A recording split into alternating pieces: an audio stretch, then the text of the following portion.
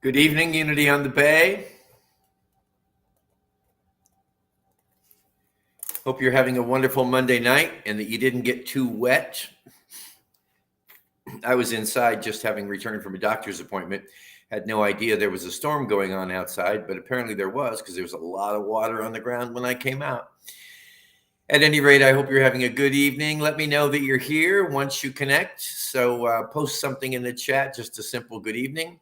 But then let that dialogue continue throughout the evening because this is Shelf Discovery. And it's all about not just me reading out of a book, but you sharing your ideas and thoughts about what I'm reading.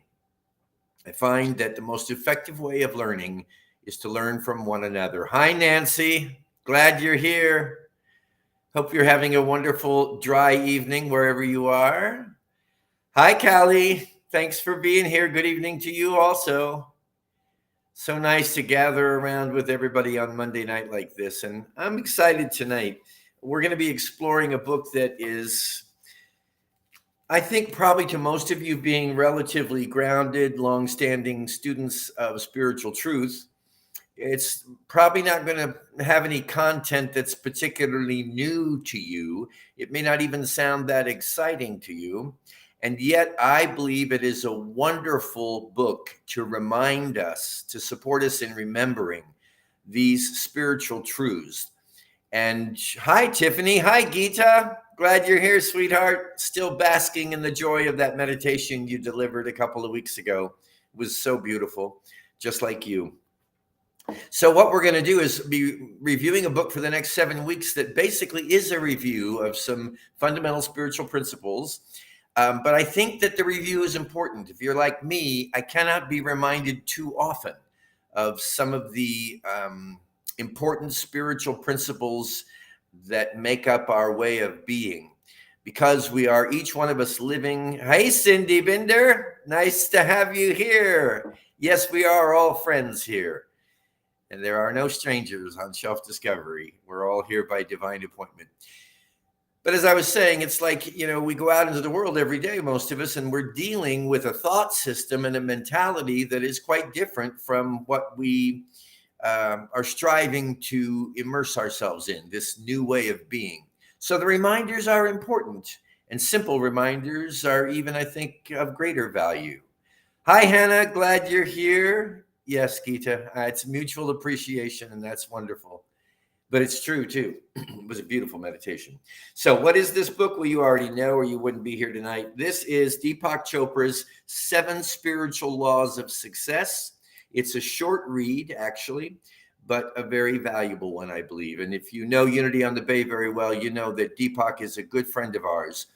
And although he has not been traveling, of course, during the COVID experience, he did do a live webinar with us sometime back. I think maybe it was in 2020, 2021. I can't remember. But he's been to Unity on the Bay many times. In fact, he considers Unity on the Bay his Miami stop whenever he's on a book tour, which is frequent because he writes so many books. I dare say probably there are a few people that have impacted as many lives as beneficially as Dr. Chopra has. So we feel really honored that he considers us to be part of his team. Tina, good evening, my dear. I'm really glad you're here. Thank you for being a part of Shelf Discovery tonight. I think there's some great information in this first chapter that we're going to be delving into tonight. Again, the book is 7 Spiritual Laws of Success. You can see it's an extremely worn copy that I have here, kind of like barely hanging together.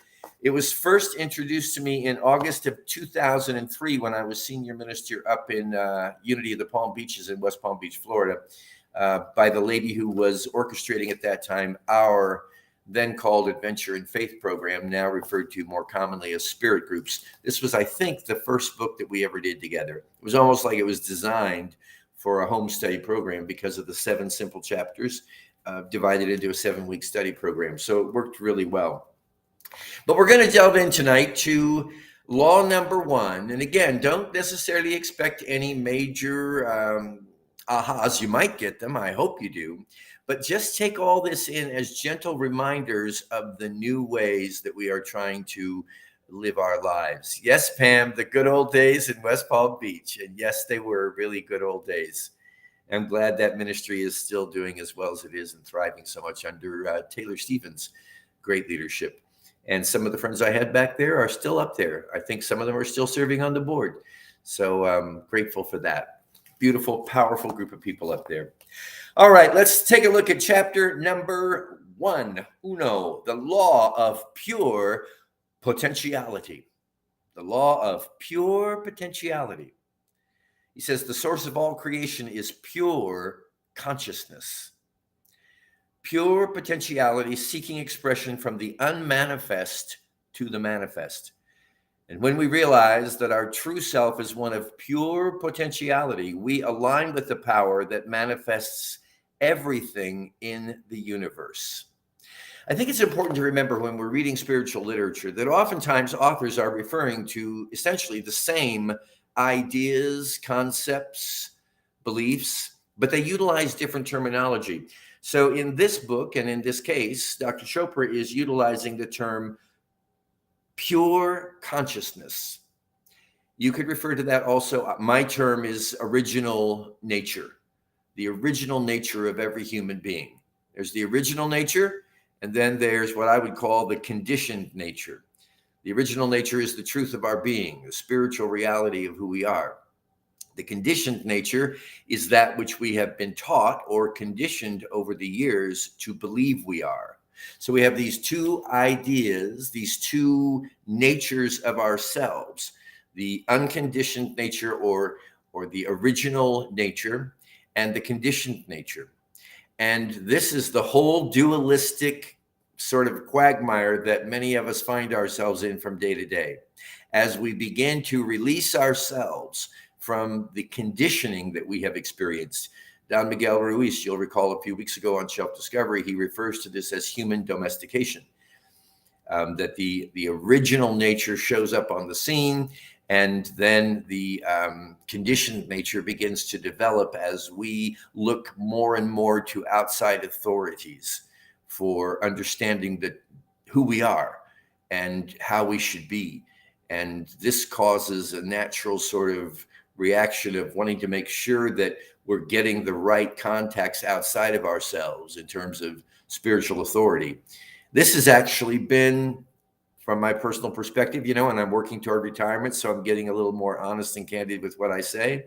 But this has been the problem with organized religion, is that it typically offers a prescription that has worked for an individual, and then everybody else wants to follow that person's prescription. And in all honesty and humility, I don't think that works very well, because no two of us are going to find and or relate to the same belief system or the same religion, if you will, the same collection of thoughts. We're all different strokes for different folks. Hi, Martin. Glad you're here. Hi, Gloria. You read the book a long time ago also. Yeah, I haven't read it for a long time, but I've kept it around just because it had an impact on me in those years back in the early 2000s.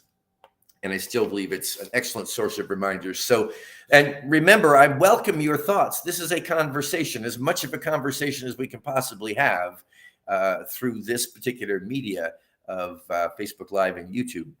But let me know your thoughts and be free and willing to share your reactions to this material. All right, Dr. Chopra says, when you discover your essential nature and know who you really are, in that knowing itself is the ability to fulfill any dream you have, because you are the eternal possibility, the immeasurable potential of all that was, is, and will be. Nancy, I listened to a Muji meditation this morning. It brought me to experience my natural original self. Yeah, Muji is really good for that. And this is really interesting, Nancy, because I also listened to a Muji meditation this morning on YouTube. And he is one individual that through whatever magic and method he employs, he always, most always, allows me the opportunity to rest in the comfort of my original nature, or in the comfort of pure consciousness, pure being. And he does that by encouraging us to release all thoughts, all concepts, all preoccupation with external circumstances and situations, which is the essence of doing essentially nothing except being. And in that being, it's like we discover all the, I guess I would say, latent qualities. We're never separated from God. We're never separated from our divinity.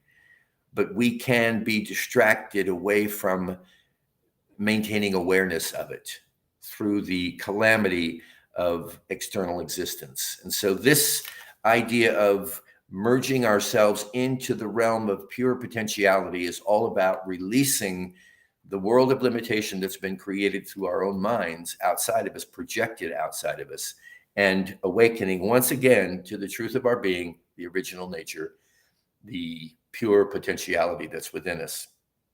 Nancy, yes, it helped me to smile in the present moment. Hey, let's do that right now. Just let's smile and really feel the peace that is available to us in this moment, the power of one. See, there's a million ways to say it, my friends, but it's all the same thing. It's all in unity. We would call it the Christ consciousness. But it is the liberation of our soul from our self-imposed chains of limitation. And they are self-imposed. We have agreed to everything that we are believing in, whether we believe it or not. We are the result of the content of our consciousness. All right, this is not about me. This is about Deepak. So let's get back to the law of pure potentiality. Could also be called the law of unity. Isn't that nice? The law of unity, because underlying the infinite diversity of life is the unity of one all-pervasive spirit. You see, Gloria, you were right onto this with the power of one. There is no separation between you and this field of energy. Any sense, this is my words now, these are my words, any sense of separation is self-imposed. Because of all the beliefs that have been piled on us about the fact that God is somewhere other than right now in our hearts. And the whole idea of God being in some distant location, or that we are not one with God, that we are not individualized, and I might say exquisite expressions of God. There is no separation between you and this field of energy, aka God. The field of pure potentiality is your own self. I just want to stress something here. I think even those of us that have been in unity a really long time, or any other new thought, new age spiritual practice, we need to check in every now and then to see where is where is our God? Because even though we say God and I are one, God lives within me, even though we make these statements, there are long-standing beliefs that have been imposed, that we have accepted. They've been put upon us, but we've accepted them, that still might lead us to believe that there's some sense of separation between us and God. So even the idea of praying to God, where is that God? And what I'd like to say tonight is that God is you, that God is me. There is no separation. We are one with one another and with God. So God, to me, is another name for pure potentiality, that it dwells within us as part of us. And that's why I utilize the terms original nature and conditioned nature. They're still both dimensions or aspects of who and what I am. They're not separated from me. The Christ self, as we call it in unity, the divine self, is not separate from me in any way. It's not even separated from my understanding of myself as a conditioned being. It's not going to register that realm of conditions, but it is one with it, because one is all there is. So the field of pure potentiality is your own self. And the more you experience your true nature, the closer you are to the field of pure potentiality. And isn't that why we're even on this call tonight? Because we're trying to experience more consistently moment by moment, instant by instant throughout our day, the original nature of what we are. He says the experience of the self with a capital S, or self-referral, means that our internal reference point is our own spirit and not the objects of our experience. Let me say that again. Our internal reference point is our own spirit and not the objects of our experience. So we're not talking about the objects or the external conditions of our life. Gloria, thank you. Recommend The Power of One, movie about one. You know, I think I saw that. It's been around for a while. I'm not remembering like I used to, but I think I saw that movie, and maybe it's time to watch it again. Thank you, Gloria. So we're talking about awakening to an internal reference point that is our own spirit and not the external objects of our experience. The opposite of self-referral is object referral, he says. In object referral, we are always influenced by objects outside the self, which includes situations, circumstances, people, and things. That's conditions. That's, for me, the conditioned nature versus the original nature. In object referral, we are constantly seeking the approval of others. Is there any possibility that anyone that's a part of this call this evening can relate to constantly seeking the approval of others? Hey, Cookie, it's never late. You're always right on time, because the divine clock is all we're paying attention to here, and it actually has no hands because it recognizes time to be an illusion. So you're right on time, Cookie, and I'm glad you're here. Where were we now? Yeah. So in object referral, we're always influenced by things outside of us. In object referral, we are constantly seeking the approval of others. Our thinking and our behavior are always in anticipation of a response. It is therefore fear-based. So from A Course in Miracles perspective, we're talking about what I'll call wrong-mindedness as opposed to right-mindedness. Tiffany, yes, unfortunately, I do relate. Hey, you know what? We're all human here, and that's okay. We're, spiritual beings having a human experience, but our truth is that we are spiritual beings. So no one is alone in dealing with it sometimes can almost be a craving, my dear friends, for approval from people and institutions and things outside of us. In object referral, we also feel an intense need to control things. Hello. Can anybody relate? Wow, I can. To the intense need to control things.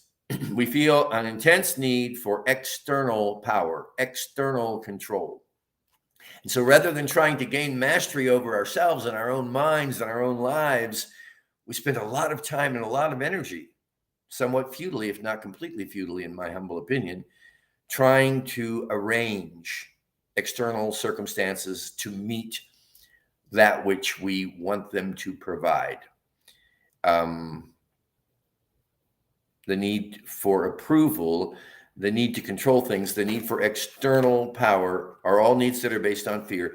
This kind of power is not the power of pure potentiality or the power of the self or real power. Joel Goldsmith would tell us it ain't no power at all.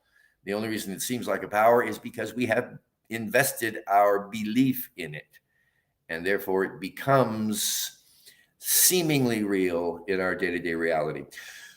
When we experience the power of the self with a capital S, there is an absence of fear. There is no compulsion to control. Wow, what a relief. I threw that in. And no struggle for approval or external power.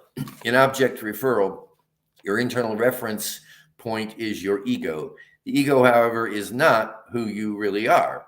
The ego is your self-image. It's your social mask. It's the role that you're playing. Your social mask thrives on approval. It wants to control. It wants to be sustained by power because it lives in fear. Gloria, we need to listen unconditional. Yes, yes, yes, unconditional, which is the same as without judgment.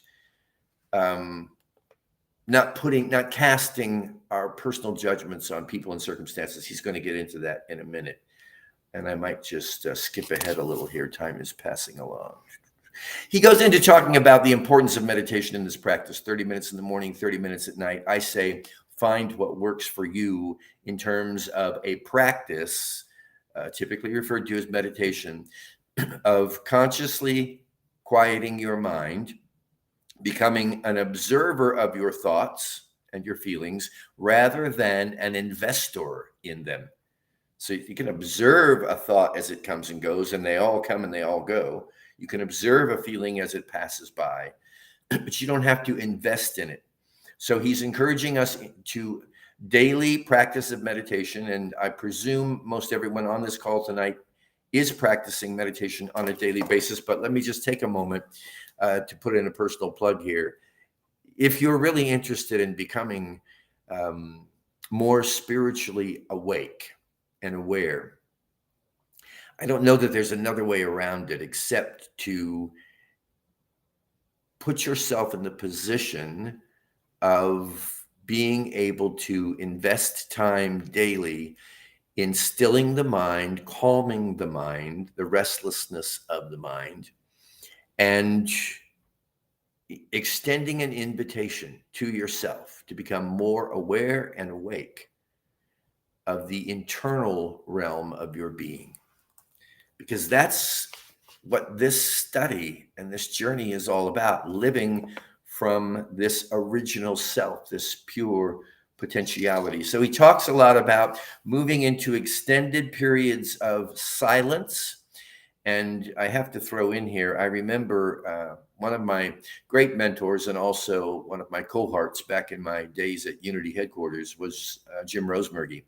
And he was quite religious about investing time in silence, often encouraging me to take silent retreats with him sometimes and by myself. And I'll tell you, it was the last thing I was ever interested in doing until I actually started to do it.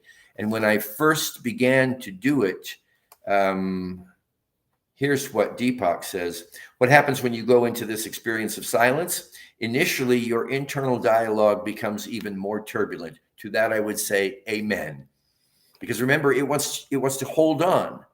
The conditioned nature wants to hold on. It wants you to continue to believe that it is your sole identity. So it will really crank up the thought parade to maintain its grip on your attention.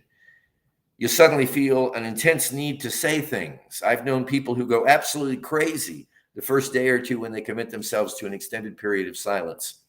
I was right there. And even now, when I take silent retreats, after all these years, because it's been many years now that I've become very devoted to silent retreats, sometimes a day, sometimes several days. One of them was over a week long.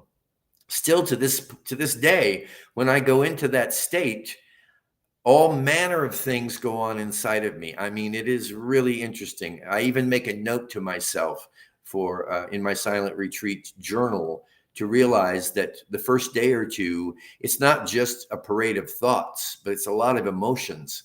It's a feeling of guilt. It's a feeling of not being responsible because I'm not doing anything. And why am I not behind my desk at work, processing more data, resolving more problems?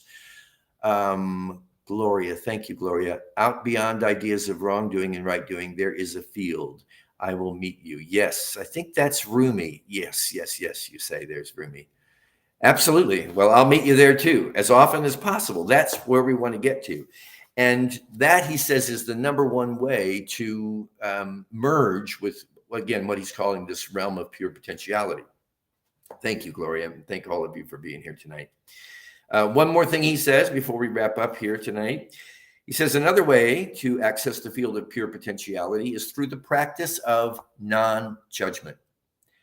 Piece of cake, walk in the park, right? Non-judgment, just try to not judge anything for 5 minutes, 10 minutes, 30 minutes, a day. Nancy, I learned to watch my thoughts as clouds going by. Yes, that's a beautiful illustration, Nancy. Clouds going by, knowing each one will pass. and look at it, at the sky beyond, metaphorically. Yes, that's what this is all about, is seeking to observe, watch, and keep focused on that which does not come and go, which is the sky, that is the backdrop of all of these clouds, all of these thoughts, all of these feelings. Hey, we're getting into it here. Gloria, open mind. Yes. Cookie, love Steve Noble meditations on YouTube. Ooh, got to write that down. Steve Noble. Thank you very much, Cookie. Steve Noble. Yeah, it's incredibly valuable, and so is this practice of at least seeking to be non-judgmental for as long as you can. And if that does nothing else, it's going to make you more aware of how much you're judging. And I don't know about you, but for myself, I'm always astounded at how much I'm judging, even though I preach non-judgmental existence. Because, I'm still working my way through all this too. The Soul Matrix. Is that the name of the Steve Noble meditation, Cookie? Soul Matrix. Thank you. So he's talking about moving into non-judgment when you are constantly, this is very good. When you are constantly evaluating, classifying, labeling, analyzing, you create a lot of turbulence in your internal dialogue. And this turbulence constricts the flow of energy between you and the field of pure potentiality. You literally squeeze the gap between thoughts. And the gap is your connection to the field of pure potentiality. There's a prayer in A Course in Miracles that says, today I shall judge nothing that occurs. Thank you, Cookie. Let's bring this together here with that statement. Today I shall judge nothing that occurs. See, friends, one thing we can be sure of is if we're judging anything in any way, it's coming out of our conditioned nature. It's coming out of our egoic nature, because that is the occupation, that is the vocation, that is the career of the ego, to judge and analyze everything, to the point where once we have sufficiently judged, if it's even possible, because judgment seems to go on forever and always, once we think something is wrong or bad, we have no problem entertaining other judgments to accompany those wrong and bad individuals or teams or nations or whatever it is. Cindy's nodding her head like crazy. Yeah, I hear you, Cindy. Today I shall judge nothing that occurs. What this does, and again, the moment you say I'm not going to judge anything that occurs, you can expect that any judgment that's hanging around in your consciousness is going to come up for a party. And I do mean a party. And there's some wild and crazy parties going on in the mind around judgments. So it takes a lot of devotion to saying, I shall judge nothing that occurs. It takes actually a lot of wisdom to realize that judgment is not only not a very healthy thing for us, it's also an impossible thing for us. How can I really judge you? How can I judge anybody? I don't know the backstory. I don't know all the circumstances that surround the situation. I don't know the culture from which you were raised. I don't know much at all about your experience, what's made you into what you experience yourself to be today. What I would rather do than judge you is redefine you. And I can only do that as I redefine myself. And as I redefine myself as, in unity terminology, the Christ, the divine in expression, what's left to judge after that? You can't judge that. Well, you could, I suppose, if you want to judge God. Not recommended. Don't complain. Don't explain. Yes, thank you, Gloria. Don't complain. Don't explain. Gita, I started practicing non-judgment in traffic. Listen. Don't get me started, because I go down this road frequently. If you really want to become spiritually illumined right now, go take a drive around downtown Miami. I just drove from my doctor's office home, and I had dozens of opportunities to observe my judgments. And if I can remember that, I can see that that's actually an invitation and an opportunity being given to me by all those crazy people behind the wheels of cars and motorcycles and bicycles and scooters and you name it, skateboards. If Source is not judging us, then who am I to judge? That's what helps me. By the grace of God, we are not being judged, even though many of us in our conditioned nature have been taught to believe we are being harshly judged. There's no judgment in God. Why would perfection create perfection and then find the need to judge it? I don't think it would. And Gloria, surrender to possibilities. You're pumping them out tonight, Gloria. This is great. And this too shall pass. All right, my friends, this too has passed. Our 30 minutes are up, but I've totally enjoyed sharing this evening with you as I do every Monday night. From my heart to yours, thank you for being a part of Self-Discovery. Thank you for being a part of the very powerful spiritual vortex that is Unity on the Bay. Thank you above all for your individual commitment to living a spiritually awakened life right here and right now. Love you all. Have a wonderful evening. Good night, Tiffany. Good night, Cindy. I love you and I love this and I love life and I know you do too. See you all next week, my friends. Oh, don't forget, this Sunday is Palm Sunday. So it's like it's here already. Palm Sunday, Sunday celebrations at Unity on the Bay with Reverend Juan at 9:30 and 11:15. And then, of course, the following Sunday is Easter Sunday. And it will be my last Easter. Whew, I'm still not completely finished processing the emotion of that. It'll be my last Easter talk at Unity on the Bay, and it's my hope and prayer that it's my best. So hope to see you this Sunday for Palm Sunday and on the 17th for Easter Sunday. God bless you. Much love to all of you. Keep on changing yourself, and together, let's watch the world change as well. Be well. God bless.